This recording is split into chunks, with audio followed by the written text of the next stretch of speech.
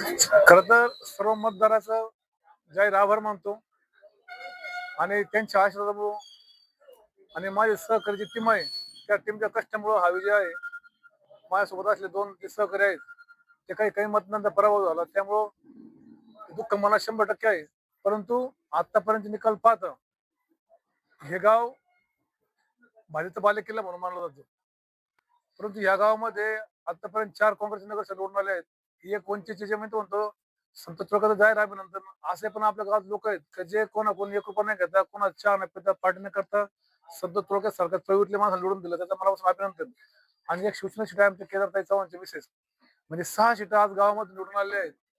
आणि काही शिवाय 5 मतांनी कोणी 8 मतांनी पडलेलं आहे. म्हणजे एक आनंदाची गोष्ट हे आहे की किमान चांगल्या लोकांना मतदारांनी निवडून दिलं आहे.